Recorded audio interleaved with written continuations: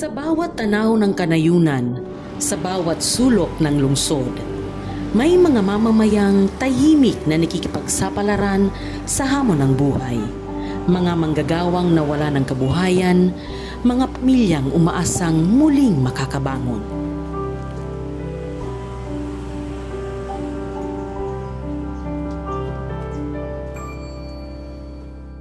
Mula sa mga sakahan hanggang sa baybaying dagat, mula sa irigasyon hanggang sa agrikultura, mula sa malayang pasyalan hanggang sa mga piitan, nagiging tulay ang tulong panghanap buhay sa ating disadvantaged workers o TUPAD program tungo sa kabuhayan, kasanayan at kaalaman, hindi lamang para sa iilan kundi para sa mga bawat taong nangangailangan ng pagkakataon.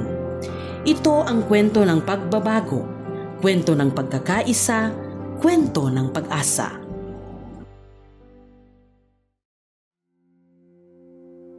Libo-libong mga Bicolano ang nakararanas ng kawalan ng hanap buhay, dulot ng mga banta ng sakuna, mga krisis at matitinding hamon sa ekonomiya. Ang bawat pananalanta ng mga bagyo, pagbagsak ng mga infrastruktura at pagsasara ng mga establisimento ay humahantong sa matinding pagkagutom, malawakang pinsala sa kabuhayan at kawalan ng seguridad sa hanap buhay. Ito ang realidad na pasan ng mga ordinaryong manggagawa. Ngunit sa bawat dagok, pagkakadapa at kawalan ng pag-asa, mayroong mga kamay na handang umagapay sa muling pagbangon.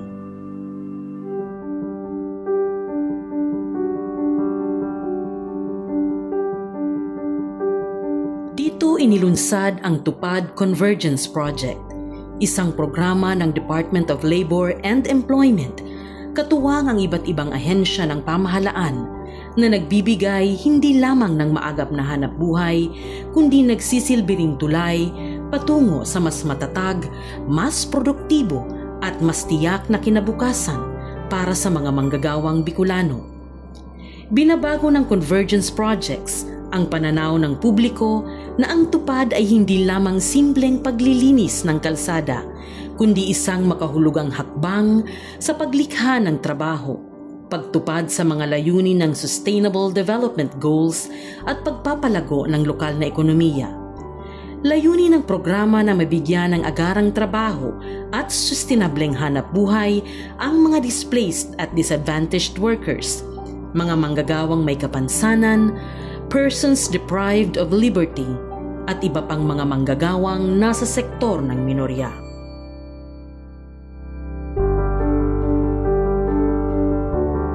Ako po'y nagpapasalamat sa DA-TUPAD at nagkaroon po ng programang ganito dahil ako po talaga wala pong sapat na income para po sa pantustos sa pag-aaral ng aking mga anak. Dito sa DA, ayun po, tinuruan po kami pag-graft ng pili. Yun po, naggagamas po kami sa mga palibot.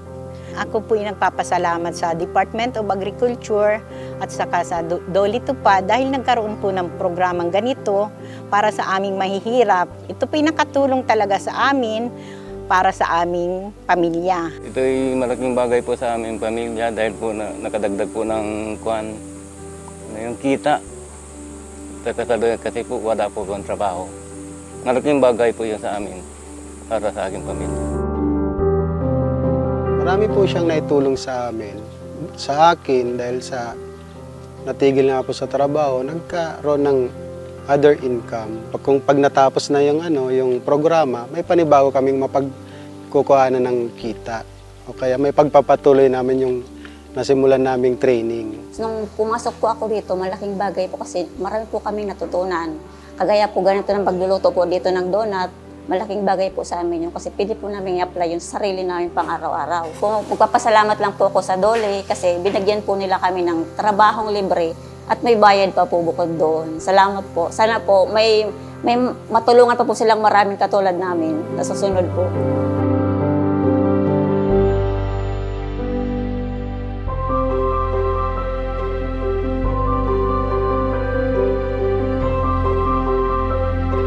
Ako po ay dating OFW na dati nagtrabaho ko sa barko Kaso lang, ako ay nawalan ng stable job dahil sa pandemic.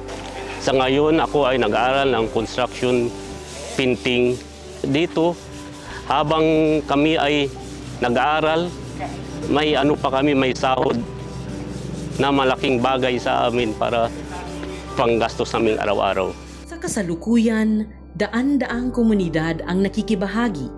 Libu-libong mga manggagawa ang nabigyan ng trabaho na tulungang maiangat ang kalagayan sa buhay at nahubog ang kasanayan na magagamit sa muling pagsisimula ng hanap buhay.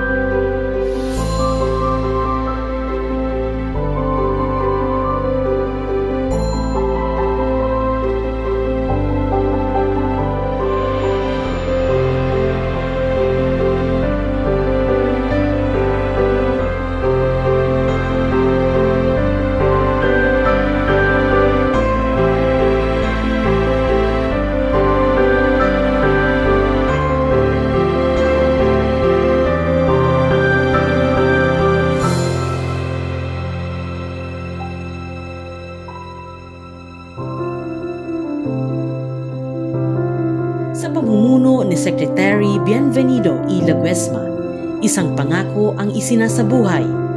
Patuloy ang pagbibigay ng inklusibong serbisyo at pagsisilbing instrumento tungo sa disenteng trabaho, masaganang kabuhayan at mas progresibong rehiyon ng Bicol.